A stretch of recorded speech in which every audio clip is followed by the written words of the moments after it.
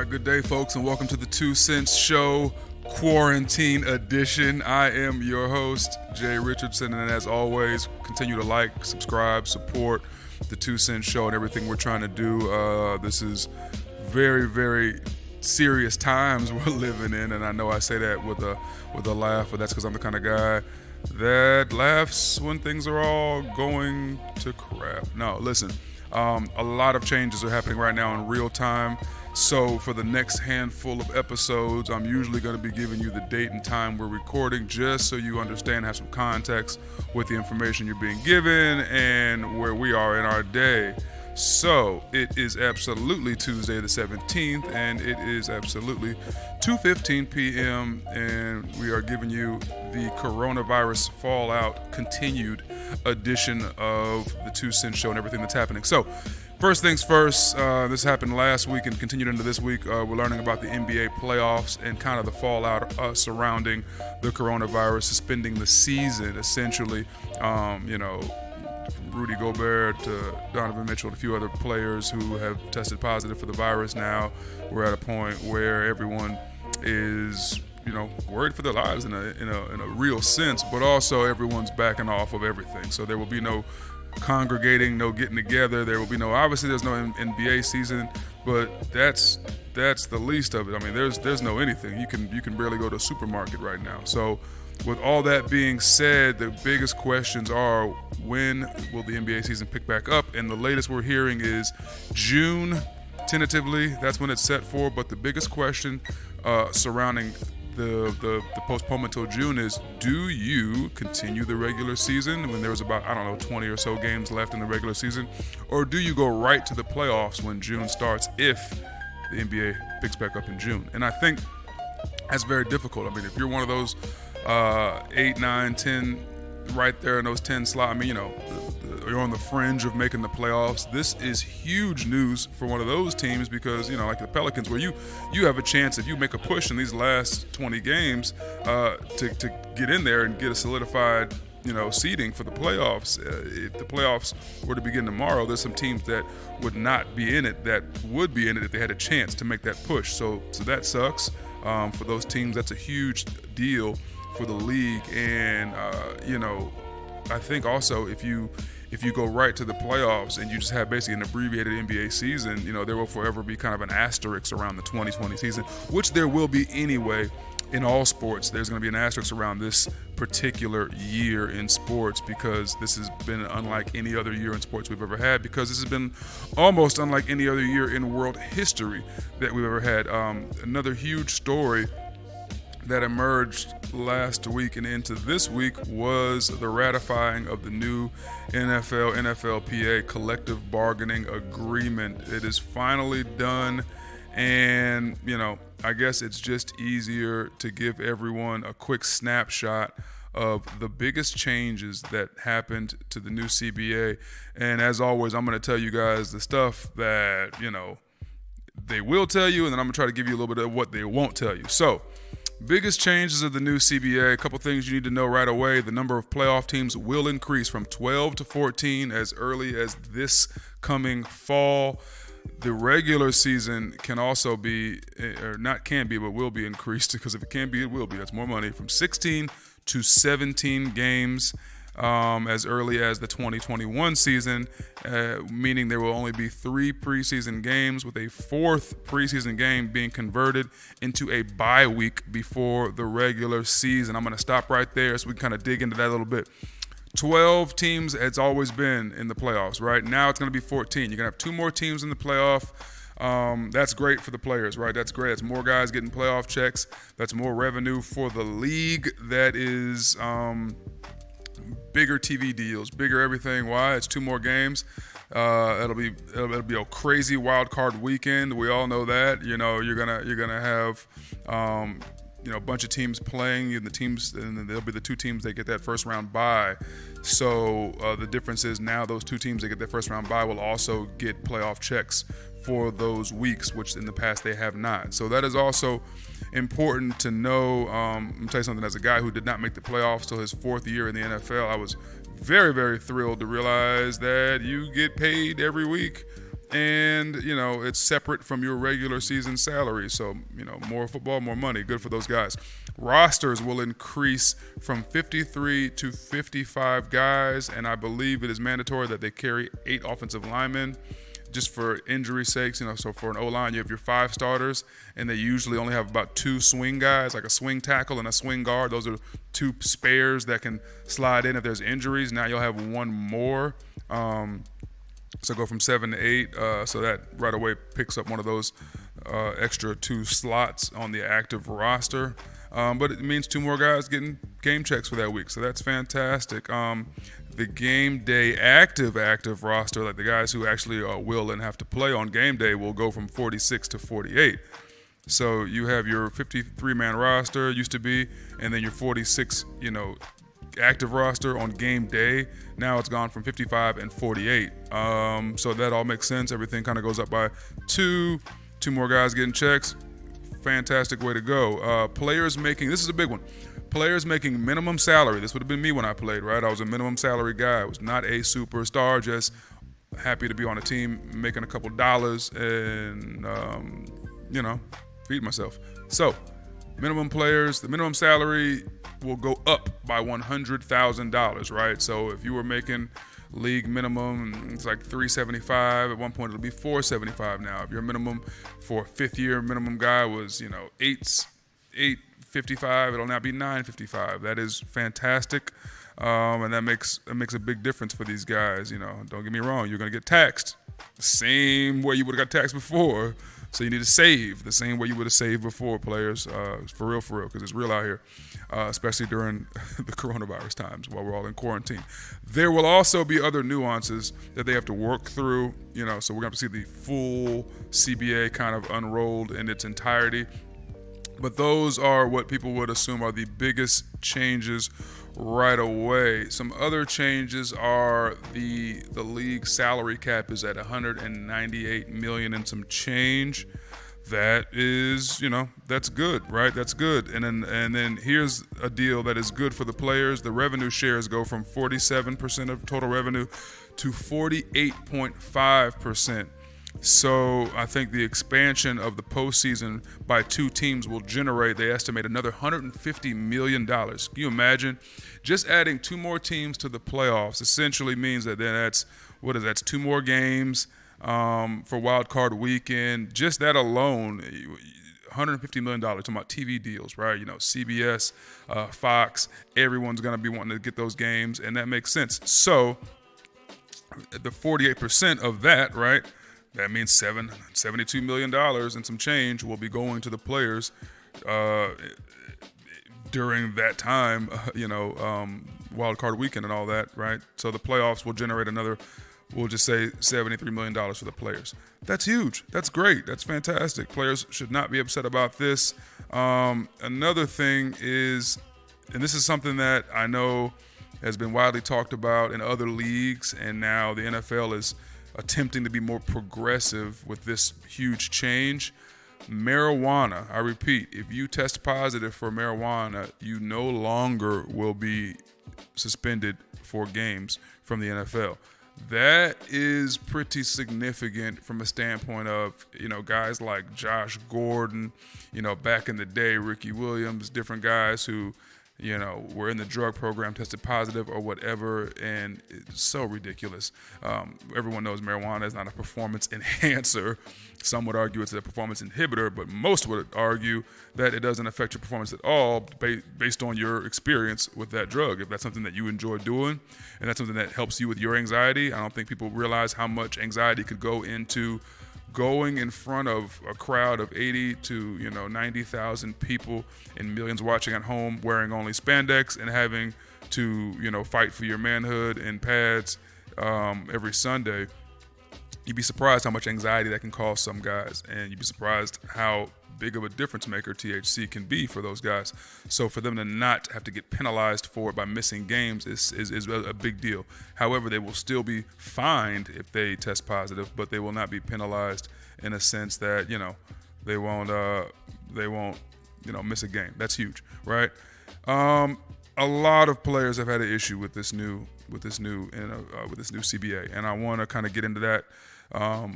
briefly, and I want to also let people understand why this whole thing has been accelerated. The coronavirus fallout, right? This episode's coronavirus fallout.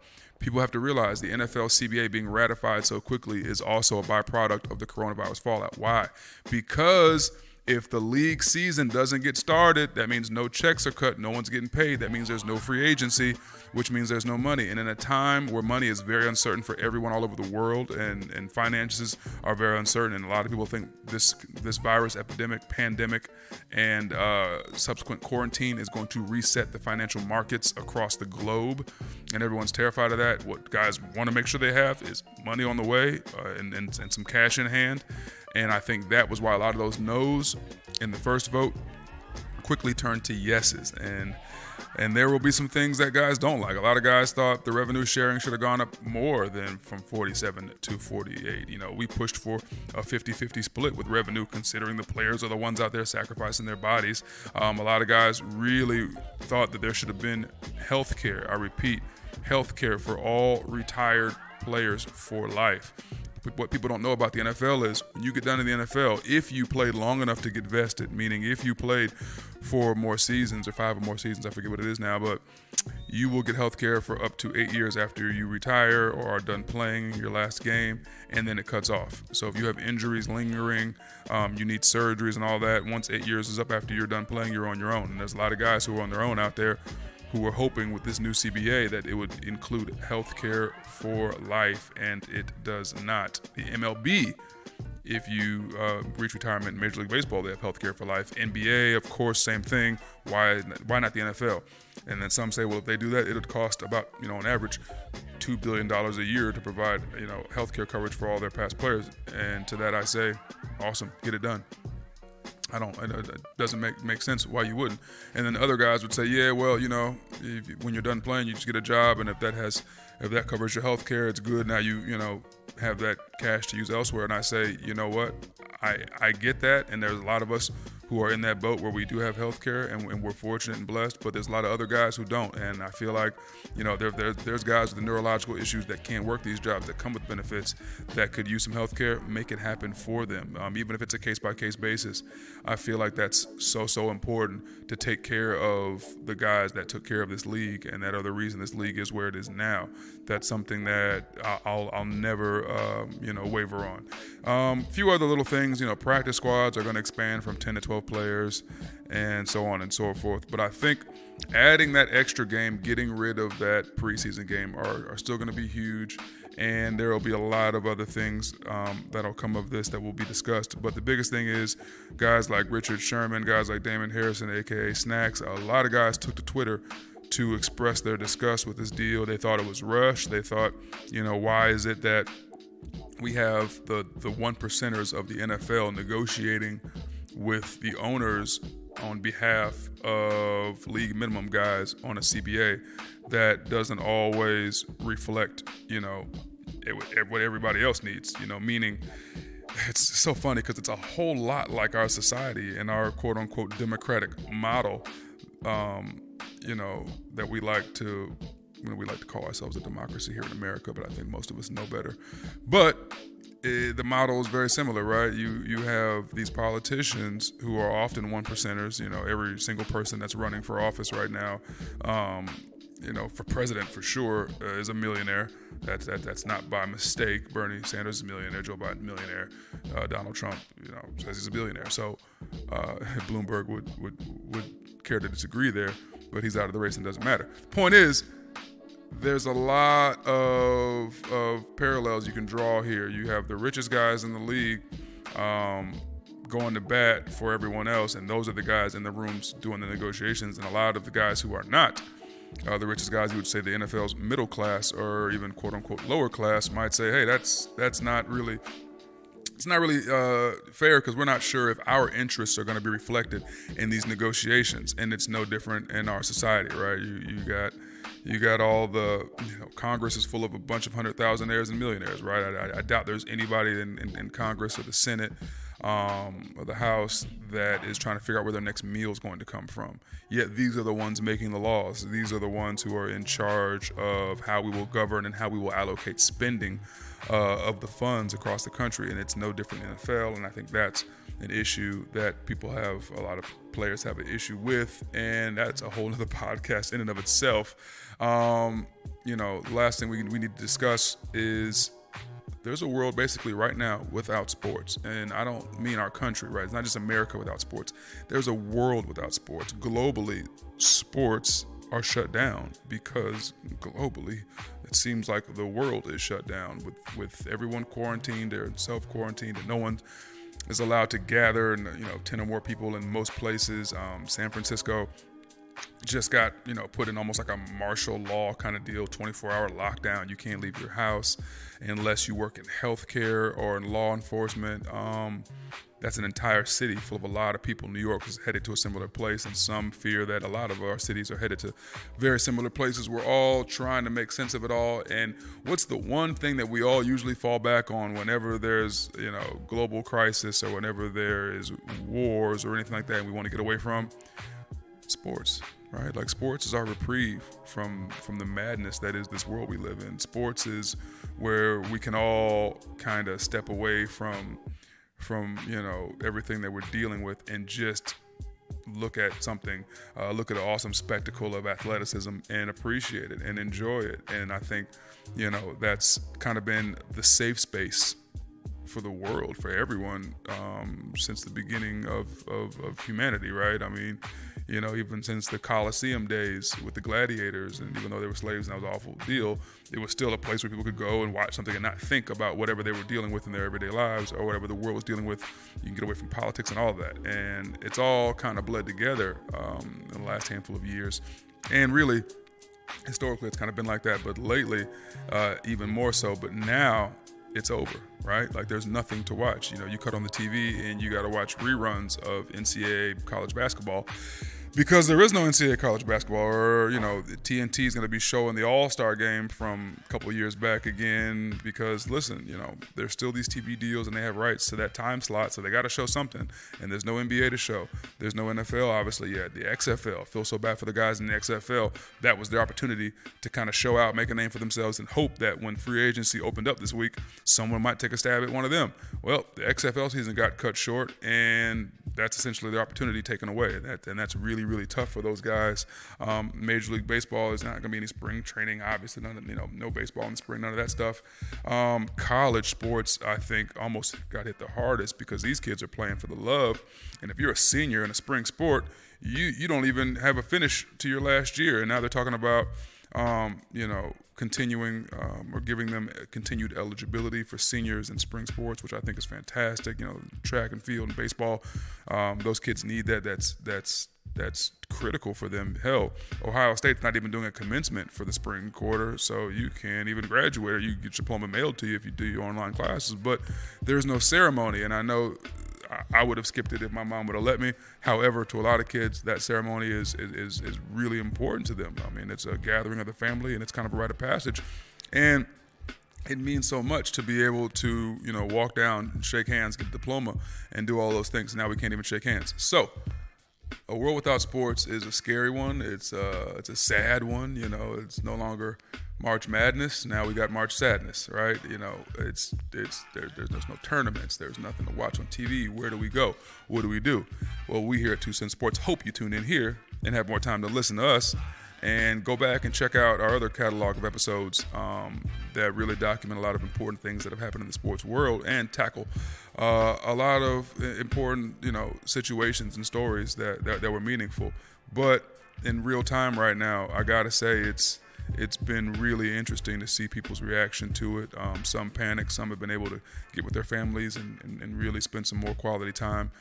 All of the above are human and all part of the human reaction to something like this that can usually induce a lot of panic. To everyone, I would just say, stay strong. Sports will return. We don't know when, but until then, there's a lot to talk about. There's a lot to digest. There's a lot of information to be shared with others around you, and we hope you do it here. We hope you continue to listen, And we are going to also have another special that I want you guys to check out. It's going to be on NFL free agency that we're going to have up and ready to go here soon for you. But there's a lot to dig into. So until next time, while you're in quarantine, stay strong, wash your hands, drink lots of water, stay hydrated, stay focused. And God bless you all. Till next time.